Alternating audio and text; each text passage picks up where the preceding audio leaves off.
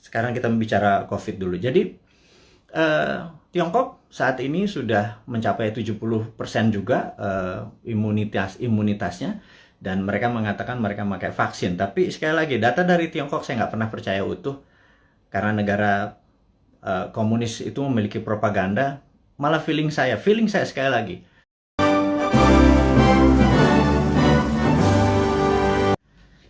ada yang dari Papua mungkin saat ini sudah hampir jam 10 malam. Ada yang dari Aceh mungkin. Jadi tambah lampu. Kalau tambah lampu kayaknya emang udah hitam gue ini, jadi nggak bisa lagi gue bisa lebih terang dari ini nih.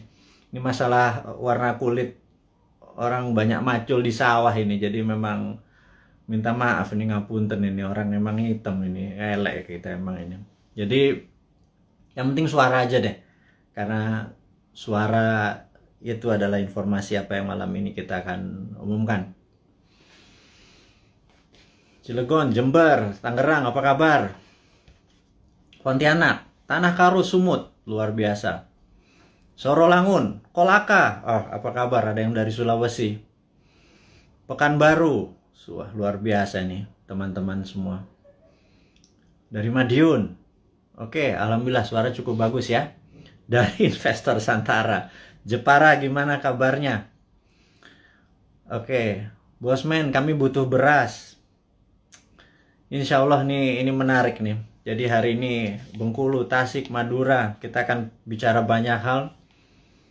Jadi sahabat semua, kita tahu bahwa di dalam Perang Dunia Kedua, negara Inggris waktu itu diserang sama Jerman, dan rakyat Inggris waktu itu sangat kebingungan, dan Raja Inggris diharapkan berpidato sementara dia adalah orang yang gagap gitu ya. Jadi itu filmnya menarik, ada ceritanya, dan momen itu menjadi momen of greatness di mana dia memaksa dirinya berpidato, mengarahkan bangsanya, memberi motivasi, dan akhirnya Inggris menang perang gitu ya. Nah, setahun yang lalu ketika terjadi lockdown pertama kali kita ya, tahun 2020, kita harapkan pejabat-pejabat nasional Indonesia ini memberikan arahan, memberikan masukan kepada rakyat dan bangsanya. Tetapi sayang sekali pejabat hanya memberikan sepotong-sepotong, instruksinya juga tidak jelas, alias menggunakan media-media saja, tidak berhadapan dengan rakyat. Dan kali ini pun sama. Kali ini pun yang terjadi adalah di saat PPKM Mikro, dan sekali lagi saya kadang-kadang nggak ngerti dengan ala bernegara yang menggunakan banyak singkatan-singkatan itu. Ada singkatan, ada istilah gitu ya. Ya sudah, kita ngikuti aja, toh dia yang berkuasa, toh old mind ini ada masanya ya berkuasa ya. Jadi mereka tidak memberikan instruksi. Jadi sebagai Presiden Negeri Sontoloyo, kita ini ya, kaum New Mind, kaum Sontoloyo ini kan, ya udah kita aja lah, dari kita untuk kita saling mengingat, watawasaw bil haq, mengingatkan yang hak ya, dan mengingatkan ya dengan sabar lah. Kalau nggak percaya yang old mind itu, ya kita sabar aja. Toh sabar, suatu hari juga mereka tidak berkuasa gitu ya. Jadi yang penting kita selalu mendukung keutuhan NKRI, bernegara. Jadi sebentar lagi kita akan memulai acaranya, di mana kita akan memberikan masukan mungkin kepada sahabat semua, memberikan informasi yang dibutuhkan. Dan sayang ya, kenapa kepala negara atau pejabat-pejabat tingginya di Indonesia saat ini tidak berhadapan dengan rakyatnya langsung, seperti halnya yang kita lakukan saat ini. Ya sudah, sekali lagi, Presiden Negeri Sontoloyo ini ya udah, kita turun tangan aja, kita saling mengingatkan sekali lagi. Dan tujuannya ini adalah kita semua memerlukan guidance, termasuk saya. Kita memerlukan arah, kita memerlukan visi misi yang sama, kita memerlukan collective dream atau mimpi yang sama gitu ya, di tempat tidur yang sama, mimpi yang sama. Ini penting sekali untuk kita menjadi negara yang berdaulat. Baik sahabat semua, kita akan mulai. Selamat malam, assalamualaikum warahmatullahi wabarakatuh, dimanapun sahabat berada saat ini di negeri tercinta, mulai dari Sabang sampai Merauke. Kita selama beberapa saat ke depan kita akan memberikan banyak informasi-informasi yang mungkin sahabat butuhkan, begitu juga saya gitu ya. Jadi pertama-tama saya ucapkan terima kasih kepada nakes atau tenaga kesehatan dan tenaga medis, para dokter dan rumah sakit-rumah sakit yang telah berjuang melawan COVID, melayani pasien yang saat ini udah kapasitasnya 100%. Dan siapapun yang saat ini terpapar dan lagi isolasi mandiri, semoga kesehatan dan kesembuhan dapat segera didapati sehingga imunitas tubuh kita terhadap virus menjadi sangat kuat. Dan sekali lagi, waktu kita terpapar COVID itu bukan death sentence atau hukuman mati. Itu adalah perjuangan. Dan sekali lagi, terima kasih kepada tenaga kesehatan, tenaga medis, rumah sakit. Anda pejuang terdepan. Anda adalah pejuang-pejuang yang membawa bambu runcing yang mengalahkan penjajah itu. Dan saya dari hati yang dalam dan kita kaum New Mind mengucapkan selamat dan terima kasih berkali-kali. Terus semangat, terus semangat. Kami bisa apa? Kami hanya bisa menerapkan protokol kesehatan di manapun kami berada dan kami mengurangi kegiatan berjumpa dengan banyak orang. Kami taat dan kita harap hal ini semua bisa terlewati. Kita tahu bahwa saat ini pemerintah lagi berjuang dengan gayanya dan semua negara juga berjuang dengan gaya masing-masing, tapi ada yang sudah lewat. Ada yang seperti kalau kita nonton Euro Cup kemarin gitu ya, agak sebel juga gitu ya. Dimana mereka udah nggak pakai masker, mereka menang bukan sekedar menang dari COVID, tapi juga bola itu menjadi perayaan pelampiasan rasa suka yang setelah 1,5 tahun mungkin semuanya lockdown. Dan kita masih berada di rumah dengan PPKM-nya gitu ya. Lebaran 2020 kita taat pada pemerintah untuk tidak pulang kampung, kemudian lebaran haji pun kita tidak sholat id di publik. Mendadak tahun 2021, entah bagaimana, kita juga nggak pulang kampung. Saya juga rindu sekali sama ibu saya, keluarga saya di kampung yang nggak bisa ketemu. Dan kita taat. Kemudian lebaran haji ini pun kita nggak bisa keluar lagi. Dalam hati kita cuman berkata, kalau sampai tahun depan, lebaran, masih kita nggak bisa pulang kampung, dan lebaran haji tahun depan kita tidak bisa berhaji, saya rasa ada masalah dengan bernegara kali ini. Udah kalian itu tidak menghadapi rakyat dengan langsung mengatakan apa yang terjadi, sudah kita tidak boleh berhaji, dan ada yang mengatakan nggak boleh berhaji masalah COVID. Rasanya enggak.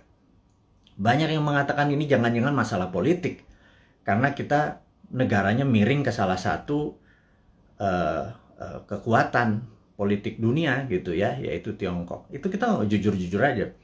Kenapa sih kita nggak menjadi negara yang tidak harus miring ke kiri, nggak harus miring ke kanan, tapi semuanya kita rangkul gitu ya. Dan nyata, ngerangkulnya tuh nyata. Kalau sekarang kan agak miring ke salah satu, sehingga kita tahu Saudi adalah perpanjangannya tangan Amerika, di mana Amerika dengan petrodolarnya atau negara petrolnya Saudi dan negara Timur Tengah dikendalikan menjadi underlay-nya terbitnya dolar gitu ya. Berarti kan dia miringnya ke sana ya. Begitu kita nggak berhaji, jangan-jangan, sekali lagi jangan-jangan gitu ya. Ada yang bilang dana hajinya kepake infrastruktur. Saya pikir lah itu mah nggak tahu juga saya apa yang terjadi di atas sana. Tapi ya mbok diterangkan gitu ya. Jangan membangun narasi pakai buzzer. Buzzer sudahlah. Udah masa lalu buzzer itu. Saat ini di DM kami di Bosman ini banyak buzzer-buzzer yang minta maaf, yang saya pikir no kamu nggak usah minta maaf sama saya karena banyak keluarganya terpapar COVID juga gitu. Ternyata keluarga buzzer itu tidak kebal COVID juga, terpapar juga, dan ada yang meninggal juga. Akhirnya kapok juga jadi buzzer, kirain waktu jadi buzzer mereka tidak terpapar gitu ya. Nah, jadi udahlah, kita buzzer yang berjumlah ribuan itu nggak usah dipakai lagi. Buzzer itu nggak usah membunuh karakter-karakter orang yang ingin memberi saran ke pemerintah. Jadi saya mengingatkan bahwa pemerintahnya Pak Harto ya, banyak Pak Harto mendapat tentangan dari mahasiswa di tahun misalnya 73 di Malari dan lain sebagainya, malapetaka 17 Januari dan lain sebagainya. Tapi apa yang Pak Harto lakukan, dia rangkul angkatan 66, 67, di angkatan 73, angkatan 80, semua dirangkul dan jadi menteri-menterinya dia. Ternyata mereka-mereka yang rebel terhadap pemerintahan dia waktu jadi menteri bagus semua gitu ya. Dan jadi saya sarankan, ini bukan saya ngarep jadi komisaris loh ya, bukan loh ya, nggak gitu-gitu amat gitu. Tapi kalau ada beda pendapat, coba didengarlah. Kita nih cinta tanah air kok gitu ya. Niat kita satu, niat kita bersatu gitu ya. Jadi janganlah dibangun narasi malah karakter kita dibunuh. Bahkan kemarin ada Anti Mardigu yang menyatakan kita pro komunis, cinta PKC, Partai Komunis Cina. Orang-orang nggak akan pernah impress dengan informasi seperti itu. Terus kita membangun bala muda, dianggap kita membangun pasukan kelima seperti Partai Komunis Indonesia dulu.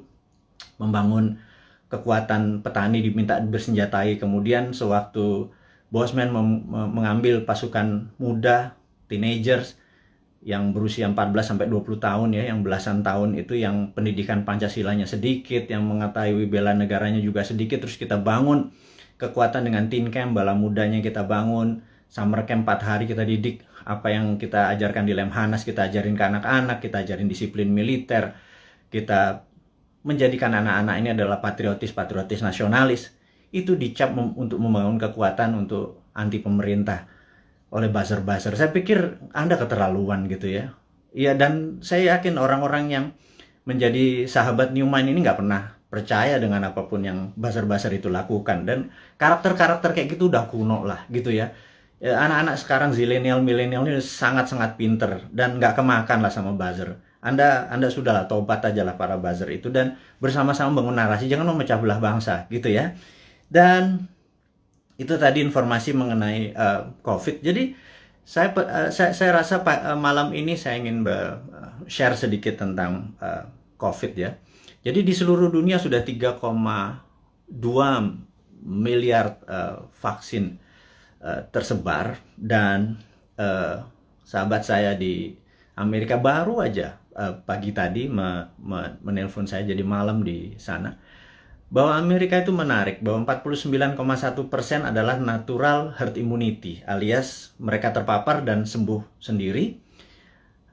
Kemudian 13 sekian persen menggunakan vaksin. Jadi kalau 49 tambah 13 mereka sudah hampir 70%, alias sudah kena herd immunity-nya. Jadi kalau 10% lagi divaksin dalam waktu 3 atau 4 bulan, kemudian Amerika sudah melewati herd immunity. Dan Eropa juga sama. Saya pernah menceritakan di video narasi bahwa pemerintah Belanda menyatakan menggunakan herd immunity, jadi benar-benar dilepas warganya, dikasih vitamin, dan sistem rumah sakit dikuatin dan dilindungi mereka-mereka yang rentan, ada komorbid dan usia tua. Dan terbukti bahwa sekarang negara-negara Eropa bahwa 40% menggunakan natural herd immunity, yang 20-30% pakai vaksin. Jadi vaksin minoritas, mayoritas adalah menggunakan herd immunity. Indonesia saat ini mungkin yang herd immunity berdasarkan data di bawah 10% yang terpapar dan sembuh, yang tanpa gejala dan lain sebagainya. Kemudian yang kita baru berapa persen ya, dengan kecepatan 250.000 suntik per hari, 3 tahun lagi kita mendapatkan herd immunity itu mungkin sekarang baru 20-25% yang sudah dikatakan kebal gitu ya. Jadi mencapai 70%, 80% pencapaian ini masih cukup lama. Jadi saya pikir kita ada ya, sekali lagi bukan salah bernegara lah. Keputusan kemarin tidak tepat, tetapi jangan sampai sekali lagi tahun depan menjadi tidak tepat. Kita udah 4 kali minus loh, kuartal 4 kali minus growth ekonominya, 4 kuartal. Itu sebenarnya berat nanti ya. Sekarang kita bicara COVID dulu. Jadi Tiongkok saat ini sudah mencapai 70% juga imunitasnya, dan mereka mengatakan mereka pakai vaksin. Tapi sekali lagi, data dari Tiongkok saya nggak pernah percaya utuh, karena negara komunis itu memiliki propaganda. Malah feeling saya sekali lagi, rasanya Tiongkok menggunakan herd immunity juga, alias 40% dari populasi menggunakan natural herd immunity. Mereka terpapar dan mereka sembuh, dikasih vitamin dan dikasih sarana kesehatan. Yang 30% atau 40% baru pakai vaksin, sisanya vaksinnya diekspor ke luar negeri. Jadi jangan-jangan Tiongkok sendiri pakai herd immunity natural gitu ya. Dan sementara kita pakai herd immunity vaksin gitu ya. Semuanya benar. Saya tidak anti vaksin. Saya sangat mendukung vaksin. Vaksin terbukti mengurangi tingkat fatality atau tingkat kematian. Jadi divaksin itu penting. Tetapi lebih penting lagi kalau herd immunity natural, kekuatannya natural alami gitu ya. Nah, vitaminnya multivitamin biasa, B kompleks, B12, vitamin C, vitamin D plus matahari, olahraga, makan sehat, dan lain sebagainya. Itu adalah basic untuk meningkatkan imunitas, dan kemudian mineral-mineral dan lain sebagainya. Itu basic sekali dan semua dunia juga tahu, sehingga yang terjadi di negara Tiongkok adalah mereka-mereka yang natural herd immunity-nya. Dan ini ada yang menarik, sampai ada sebuah statement dari Anda kalau suka nonton, denger ya. Jadi kalau IG itu kan tempat pamer, jadi ada pamer kekayaan, pamer perjalanan dipamer-pamerin. Kemudian kalau di TikTok itu beda, generasi TikTok sama generasi IG beda. Kalau di TikTok itu Anda harus sombong gitu. Kalau IG begitu sombong Anda diledekin. Kalau di TikTok Anda harus sombong. Anda di rumahnya punya lift, bilang wah gila, rumahnya dia ada lift gitu. Dan nggak ada, bagi anak TikTok tuh biasa aja. Anak TikTok adalah anak zilenial, anak IG adalah anak milenial. Dan mereka ini adalah orang-orang yang well informed atau terinform bagus dengan dunia digital. Dan jadi sekali lagi kembali ke masalah COVID. Jadi Indonesia memilih menggunakan vaksin gitu ya, sementara negara-negara Eropa menggunakan natural herd immunity. Oke, nggak apa-apa. Yang penting sekarang kita adalah menjadi negara yang harus terbebas dan menang dari COVID. Dan saya sangat menyarankan, ini yang saya sangat menyarankan nih, kan kita kan presiden, negara kita adalah Republik Sontoloyo. Jadi Republik Indonesia terkadang kita menyebutnya negara tetangga gitu ya. Jadi kita mengingatkan kepada pejabat saat ini, mbok jangan pakai apa-apa import gitu ya. Satu, masalah COVID ini adalah masalah import gitu ya, dari luar. Kemudian PCR dan antigennya import. Kemudian alat-alat kesehatannya import. Kemudian masker dan protection disinfektan segala macam mayoritas tuh import gitu ya.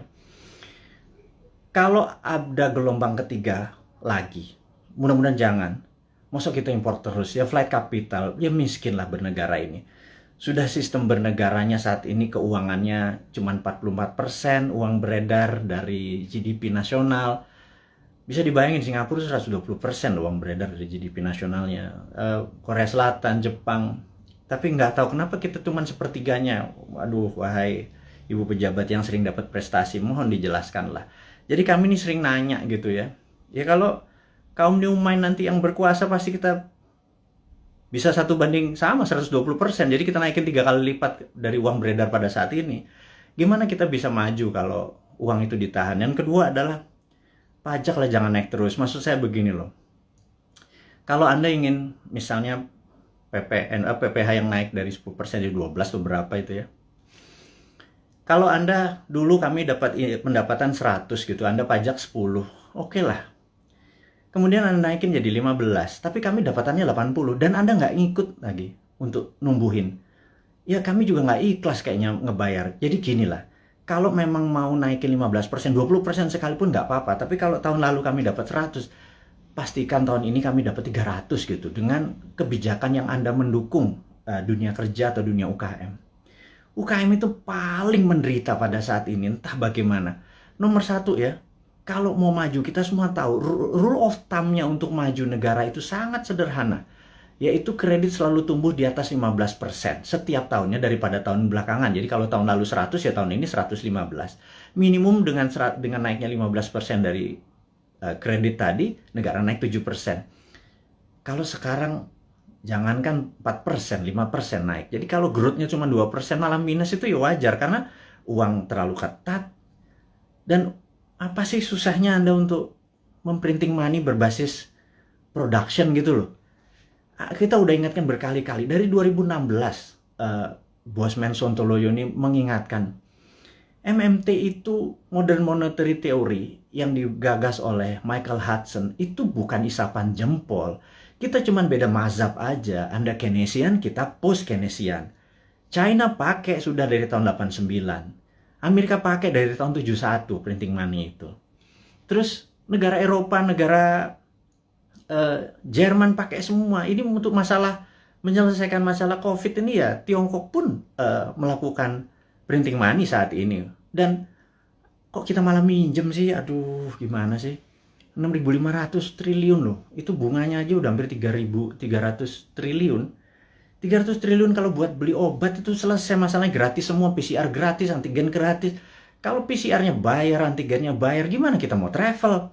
Terus udah kayak gitu, dengan PPKM kita ini udah taat sama ininya, tapi semuanya bayar gitu ya.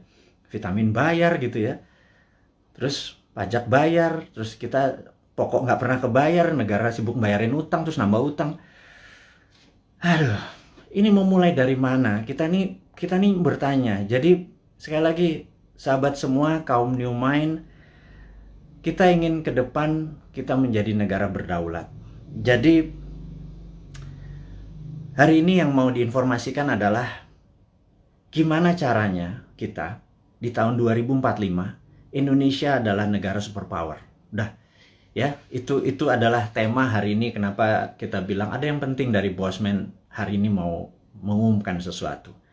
Yaitu kita ingin tahun 2045 pada saat Indonesia 100 tahun, Indonesia Emas, Indonesia menjadi negara superpower, bukan sekedar negara kaya lagi. Negara superpower. Kita nggak bisa tumbuh hanya 5% atau 7% seperti janji-janji kemarin di dalam kampanye. Nggak bisa. Kita tumbuh harus lebih powerful dari angka-angka itu. Terus bagaimana membuat ini berdaulat gitu ya? Oke, sahabat semua. Saya ada beberapa informasi sebelum kita masuk ke topik ke sana, bahwa kita tahu saat ini negara-negara sudah kena herd immunity-nya dan kita masih belum. Dan penting untuk kita memberi informasi adalah begini. Sahabat, saya mengingatkan kita masuk ke topik berikutnya setelah tadi ini masuk.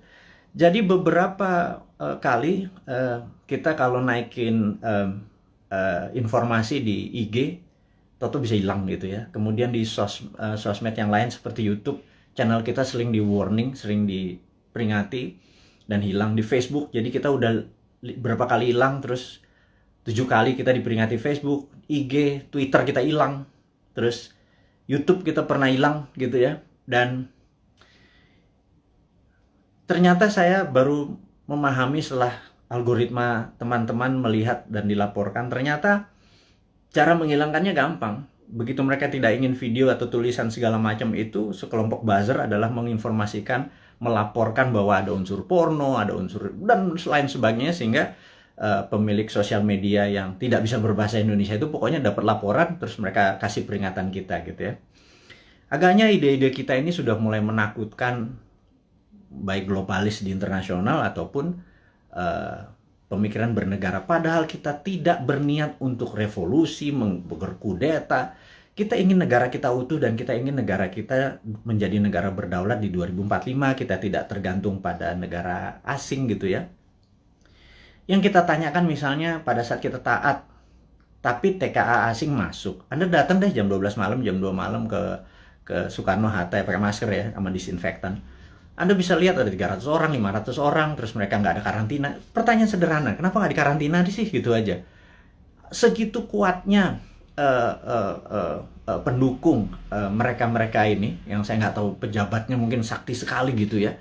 Sehingga waktu kita peringati, kenapa mereka bisa masuk? Kenapa kita taat, terus mereka asing bisa masuk, terus mereka bisa ikut bersama-sama commercial flight dengan warga negara Indonesia lainnya. Mereka tidak bisa berbahasa Indonesia. Dan jawabannya adalah jangan macam-macam, suruh diam kau gitu ya. Karena nanti kalau negara itu tidak mau invest di Indonesia, Indonesia bisa rugi. Itu kalimat yang benar-benar menurut saya Lu gila ya.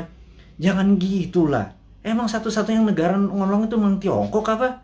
Segitu taatnya gitu? Enggak gitulah. Jangan berkata begitu. Kita bukan anak-anak lah. Berbicara yang lebih elegan sedikit, dengan data, dengan santun. Jangan membentak, jangan menghardik gitu ya. Kita bertanya juga baik-baik, ya kasih jawaban aja gitu ya. Bahwa nanti kita urus, kasih yang manis lah gitu. Kita udah capek saling bentak, saling curiga gitu, udah capek gitu. Bernegara elegan sedikit, statement lah, jadi negarawan lah. Jangan jadi pedagang, mau ada cuan, ada untung segala macam gitu ya. Ya lu untung, gua kagak gitu ya, apalagi rakyat gitu ya. Itu kami bertanya gitu ya. Kami dapat apa? Udah asetnya hilang, tanah air kita hilang, diambil barangnya, kita cuma dapat apa? Dapat pajak gitu. Buktinya kita tetap dipajakin tuh. Terus apa? Dari apa untungnya gitu ya? Terangin aja. Ini untungnya segini. Kalau kita yang tahu adalah aset kita hilang, nikel kita gone, digantikan dengan apa gitu. 20 tahun lagi, Anda ingat, saya pernah ke Nauru. Nauru itu negara menarik. Dulu dia penghasil P2O5 atau fosfat. Wah, kayanya bukan main. Tapi beberapa 20 tahun yang lalu Nauru kehilangan fosfatnya karena dikeduk habis. Ya sudah, sama Amerika waktu itu, dikeduk habis. Negaranya miskin, hidupnya tinggal dari pariwisata aja saat ini. Naurunya kehilangan asetnya. Anak cucunya cuma bilang, oh dulu kita menghasil fosfat ya, gitu ya. Jangan sampai anak cucu kita bilang, Eyang, dulu Indonesia menghasil nikel ya? Nikelnya di mana ya? Tahu. Kita dapat apa waktu nikel itu dijual? Nggak dapat apa-apa. Kita dapat virus gitu ya. Hal itu kan susah kalau kita dijawab sama cucu cicit kita bertanya hal-hal seperti begitu gitu. Jadi kita tanya balik. Kalau memang hanya didapat nikel itu kalau bisa atau produk-produk alam itu sumber daya alam. Kalau kita percaya MMT, Modern Monetary Theory, maka sumber daya alam itu bukan sebagai alat komoditi atau alat dagang, tetapi sebagai alat tawar. Jadi keuntungannya itu bukan hanya dari jualan, tetapi ada benefit lagi. Jadi di atas financial benefit, sekali lagi, di atas Anda para pejabat sekarang tuh apa-apa kan financial benefit. Kita dapat untung, dapat untung. Selalu untung dan cuan gitu ya. Cara bernegara segitu kesannya kayak anak TK gitu ya. Karena kalau cara bernegara di atas keuntungan materi itu ada namanya humanitarian benefit, keuntungan atas nama kemanusiaan. Terus ada namanya nasionalis, keuntungan untuk negara gitu ya. Bukan hanya keuntungan sekedar dari pajak, dari dagang, dari selisih jual beli gitu ya. Tapi humanitarian atas kemanusiaannya. Anak cucu kita masih benefit gitu ya. Nah, kalau kita pakai SWF, Sovereign Wealth Fund, itu asetnya masih di situ. Nikel kita masih di situ. Nah, kita mendapatkan funding dari situ untuk membangun sektor yang lain. Jadi dana yang masuk itu untuk membangun apa? Kok kita masih ngutang? Saya bingung sekali. BUMN rugi, kita masih ngutang, aset kita hilang. Kami hanya bertanya loh ya. Ini bukan ngomong terus yang dihardik lagi gitu ya. Ini hanya bertanya. Kami ini gelisah Pak. Kami ini ingin menjadi negara berdaulat dan kami ingin terbukalah. Karena kalian tidak berbicara selama PPKM ini, ya sudahlah. Kami aja lah yang muda-muda ini yang punya ide new mind ini yang berbicara. Tuh oposisi juga nggak bicara juga. Kalaupun mereka bicara juga nggak ada solusinya. Beda kalau new mind itu selain berbicara mengkritik, ada solusi-solusinya. Itulah membuktikan bahwa kita ini NKRI garis lucu. Bukan garis lurus lagi gitu. Di atas lurus itu lucu gitu ya. Karena semuanya jadi seru, jadi lucu, jadi fun gitu. Baik.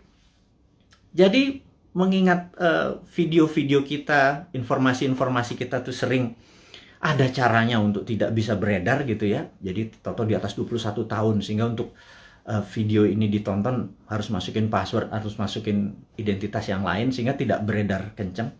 Jadi gini deh, sahabat semua, saya dengan ini menyatakan Anda boleh upload seluruh video Bosman. Masuk ke video Anda, masuk ke YouTube channel Anda, masuk ke sosial media Anda. Kalau Anda dapat AdSense, dapat uang dari iklan yang masuk, ambillah semua itu untuk Anda. Saya tahu ada sekarang ini udah puluhan saat ini yang menggunakan video-video Bosman masuk ke video mereka. Nggak masalah. Jadi bukannya kita bilang, lu pakai nama gue, pakai produk gue. Nggak ada. Karena di sini bukan uang yang kita harapkan dari kepentingan-kepentingan video-video tadi. Video tadi adalah untuk kesadaran bernegara. Jadi saat ini video Bosman hanya ditonton 1 juta viewer per hari. Dengan Anda sahabat semua ada 9.000 saat ini. Kalau Anda share atau upload satu aja, Apalagi semuanya ya, ada 600, sudah hampir 600 itu. Dan Anda dapat financial benefit. Saya tahu, banyak sekali ada yang pernah lapor ke saya, terima kasih Pak, saya dapat 17 juta komisi fee dari AdSense YouTube bulan ini dari video-video Bapak. Saya bilang, ambil lah, saya bilang kayak gitu. Itu Anda semua bisa benefit dari itu semua. Tapi poinnya adalah, jika suatu hari YouTube channelnya Bossman dan itu Bossman di drop atau di block atau di take down atau diapain lah, terserah. Misi-misi kita tetap tercapai. Sekali lagi, ini bukan masalah uang. Ini adalah masalah bagaimana mengedukasi supaya tahun 2024, pada saat Old Mind ini sudah di masa ujung pemerintahannya, kita bisa, ide kita diterima. Bossman bukan mau jadi presiden, gue mau jadi Lord. Jadi, nggak ada cita-cita untuk, yang penting idenya. Ganti semua ide tua itu semua. Masuk kalau si A yang jadi tetap pakai IMF, si B yang jadi tetap pakai obornya Cina. Coba aja lihat sekarang yang di etalase di 2024. Semuanya pasti begitu jadi. Tanya deh, begitu jadi, pasti pakai itu lagi. Bernegaranya taat sama Amerika lagi, takut sama Tiongkok lagi gitu ya. Jadi, oke lah. Siapapun nanti yang jadi, mereka akan bilang, Bossman, gue ambil konsep lo ya. Karena ini membuat Indonesia berdaulat. Apa jawaban saya? Ambil, Jo. Gitu ya, kalau kita Manado nih. Ambil lah, kita bilang gitu. Nggak masalah, karena ide kita, yang penting ide kita diterima. Nomor satu kan MMT, Modern Monetary Theory, itu adalah printing money. Jadi pasti Bappenas kita adalah orang-orang yang mendesain bernegara ini 12 lapis. Nah, sahabat semua, apa itu desain 12 lapis? Jadi misalnya kita mau buat benang atau baju gitu ya, baju kita kainnya dari mana, benangnya dari mana, mau pakai polyester, mau pakai katun, 100% kapas. Terus kancingnya dari mana, mau pakai resleting dari mana, ada yang pakai batok, ada yang pakai plastik, ada yang segala macam itu kita bukan sekedar ini. Dan itu semua kita biayai, 12 level itu kita biayai, nanti distribusinya kemana, pakai jalanan apa, mobilnya apa, semua akan kita gunakan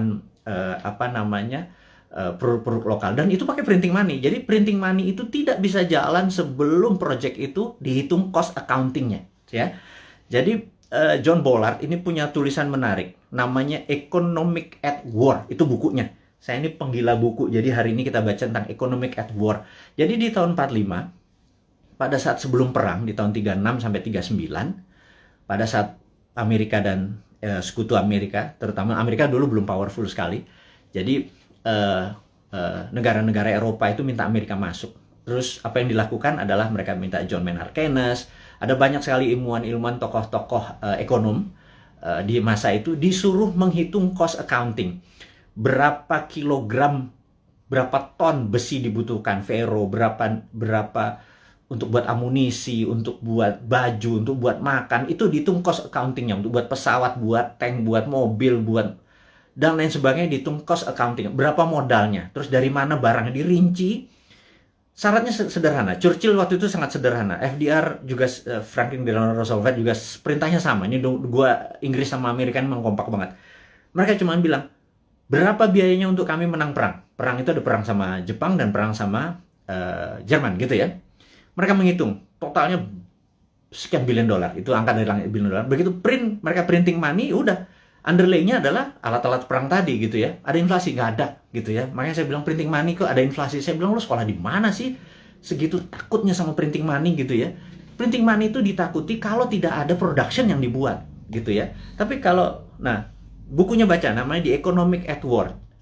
Jadi The Economist at War. Jadi orang-orang memenangkan perang tuh ekonom yang memenangkannya gitu ya. Nah, jadi sama, kita nanti akan sama juga. Kita akan membuat, menghitung cost accountingnya, kemudian kita akan printing money, dan UKM kita langsung jalan, karena kita mau tahun 2024 itu kita menjadi negara berdaulat gitu ya, 2045 kita akan menjadi, dan mulainya dari 2024, karena sekarang kayaknya udah nggak kasihan sekarang ngurusin COVID, terus ngurusin apa, Tiongkok ya udahlah, itu mereka terlalu repot dengan urusan gitu. Nggak mungkin lah bisa menjadi negara berdaulat. Kita cuma ngingetin sekali lagi. Jadi kita harapkan konsep kita ini diterima oleh siapapun yang nanti mau running 2024, konsep kita ini. Jadi kalau Anda, bayangin ber-9.000 kita, upload masuk. Anda buat, kalau nggak punya YouTube channel, Anda buat YouTube channel. YouTube channel Anda sendiri, Anda tinggal ambil tulis kita, terus kasih judul-judul yang jangan terlalu negatif atau terlalu clickbait gitu ya. Kasih yang educate, kasih yang fun, kasih yang lucu, dan lain sebagainya. Sehingga ribuan atau jutaan orang. Saat ini ada 180.000 orang yang ada di internet. Ada 180 juta. Jadi saya harapkan teman-teman bisa memanfaatkan. Kalau Anda dapat 1 juta per hari, Anda bisa hampir 100 juta itu dari AdSense-nya dari YouTube gitu ya. Pakai aja video-video kita ini untuk di re-upload, di reshare, dan pakai akun-akun Anda sendiri. Perbanyak itu semua informasi-informasi itu. Anda boleh mengganti thumbnail-nya, mengganti footage-nya. Yang penting voice-nya jangan dipotong. Narasinya gunakan tulisan agar orang menjadi lebih paham gitu ya. Ini tujuannya bukan untuk memecah belah bangsa, ini tujuannya untuk membuat kita negara berdaulat. Dan cara cerdas bernegara ini sudah hampir 600 video. Sebarkanlah gitu ya. Kemudian sahabat semua, kita saat ini ya tadi ada informasinya adalah untuk mereupload. Anda sangat diizinkan menggunakan nama Anda video-video Bosman. Saya harapkan ada 9.000 sahabat ini punya 9.000 akun yang masing-masing taruh semua videonya Bosman, dan Anda dapat faedah yang sama. Sekali lagi, kita baru mencapai mungkin 1% dari populasi. Bayangin dari 180 juta orang yang punya akun di sosial media atau internet, menggunakan internet ini, baru 1 juta yang kita capai. Masih kecil sekali. Gimana caranya 100 juta bisa menonton video ini? Dan kalau 100 juta bisa menonton video ini melalui Anda punya channel, ya Anda yang dapat duitnya loh. Bicara itu aja dulu. Di masa pandemi seperti begini susah bergerak, ya udahlah, YouTube channelnya Anda aktifkan gitu ya. Mudah-mudahan jadi faedah ini bersama. Dan saya mengingatkan bahwa saat ini kita tahu bahwa kita berperang, dunia saat ini berperang. Contohnya lagi, bisa dibayangkan bahwa di dunia yang perang dunia pertama, yaitu tahun 1914 sampai 1918, 4 tahun. Itu perang dunia 1. Kemudian perang dunia kedua 40 sampai 45, 5 tahun. Dan kita tahu 2016 waktu Trump menyatakan menjadi presiden, 2017 Trump declare war ke Tiongkok. Tapi bukan world war, bukan perang dunia, tetapi adalah economic warfare dengan salah satu strateginya menggunakan trade war, perang dagang. Itu terjadi, dan begitu itu terjadi maka di tahun 2017 sahabat semua ingat, kita mengingatkan dengan waktu itu belum pakai YouTube. Di 2019 kita mengingatkan bahwa everything start with the economic warfare, diakhiri dengan military war gitu ya. Dan di tahun 2020 untuk menjatuhkan Trump, globalis dan Demokrat Amerika menggunakan tool yang namanya biological warfare, yang namanya COVID, untuk menyerang Amerika. Dan pada saat itu yang disarankan oleh mereka menggunakan masker. Tapi Trump punya analisa sendiri bahwa kalau peristiwa dari Spanish flu itu ada 3 gelombang. Jadi gelombang pertama tertinggi, kedua agak rendah, ketiga terendah. Tapi virus pertama itu paling lemah, kemudian agak kuat, terakhir yang paling kuat gitu ya. Nah, jadi pada saat terlemah ini semua orang terpapar aja supaya tingkat herd immunity-nya tercapai. Dan yang terjadi oleh Trump dilakukan adalah dibebasin aja. Toh mereka punya operating sistem dari kesehatannya terbaik di dunia. Dan ternyata terbukti sekarang 49%, 49,1% di Amerika menggunakan herd immunity natural. Dan ini adalah, ya tapi sekali lagi Trump kalah dengan 4 negara bagian yang dalam tanda petik dicurangin katanya. Tapi itu negara Amerika, bukan negara kita. Tapi dia adalah salah satu polisi dunia yang berkepanjangan. Ternyata Biden ini mengambil konsepnya Trump untuk masih berperang juga dengan Tiongkok. Jadi, dan itu adalah perang dunia negara. Kita nggak ikut-ikutan. Tetapi kita di dunia ini perang dengan makhluk yang tidak kelihatan, yang namanya virus corona atau COVID gitu ya. Jadi begitu dunia saat ini menjadi satu rasa dan perang bersama, inilah yang menarik. Bahwa kita harusnya sudah menggunakan war mode atau ekonomiknya at war. Jadi ekonomi itu ada 3, economic at normal condition, economic at crisis, dan economic at war. Jadi harusnya bernegara itu pakai economic at war. Sayangnya sekali lagi mereka nggak paham saat ini, old mind yang berkuasa ini nggak paham bahwa economic at war tuh gimana ya gitu ya. Sekali lagi, aduh, itu kadang-kadang kita mengelus dada gitu ya, kok ya beda lagi strateginya, ya nggak pakai ngutang jelasnya gitu ya. Harus berdikari, berdiri di atas kaki sendiri, every country for their own, negara ngurusin sendiri. Jadi begitu kita masuk perang dunia, yaitu 2020 kemarin, 2021 saat ini kita masih dalam keadaan perang. Dan WHO serta World Bank sudah mengumumkan bahwa perang ini diperkirakan berakhir tahun 2025. Jadi perang ini masih panjang, sahabat semua. Perang ini kan perang besar itu kan ada battle perang, pertempuran kecil gitu ya. Ini masih banyak di Jawa sekarang, di Bali itu masih ada pertempuran kecil. Dan kita harus memenangkan pertempuran itu untuk memenangkan peperangan. Jadi bayangin kalau kita baru selesai tahun 2025. Jadi baru sebagian yang tahun 2022 lepas sebagian, 2023 lepas sebagian, dan lain sebagainya. Nah, kalau melihat kayak gini, moodnya atau apa ya, cara bernegara saat ini tidak juga memahami ini World War III, perang dunia ketiga, karena perang benar, semua negara perang kok masih nggak declare juga sebagai perang dunia. Ini akan berbahaya bernegaranya. Jadi ya udah, kita sebagai kaum Sontoloyo mengingatkan kaum New Mind ini, Presiden Republik Sontoloyo mengingatkan kaum New Mind, sahabat semua, ini adalah war mode gitu ya. Sahabat semua, ini adalah World War III. Sahabat semua, kita harus kompak. Sahabat semua, kita harus membangun kekuatan bersama gitu ya. Sahabat semua, kita nggak usah bergantung pada negara lain. Kita bergantung pada kekuatan tanah air sendiri. Nah, gimana cara bergantung pada tanah air sendiri nih? Nah, ini informasi berikutnya mau diumumkan. Jadi sahabat semua, kalau Anda punya UKM, sekali lagi, Anda punya UKM, Anda perlu dana. Saat ini di Santara ada sekitar 2 triliun dana dengan 280.000 investor receh. Ya, sederhana ya, 280 investor itu anggap masing-masing naruh 10 juta rupiah aja untuk invest di portfolio keuangannya, mau invest di UKM Anda. Jadi kalau 10 juta dikali 280 itu 2,8 triliun. Jadi ada 2 triliun. Sahabat semua, kalau Anda punya UKM, Anda perlu dana.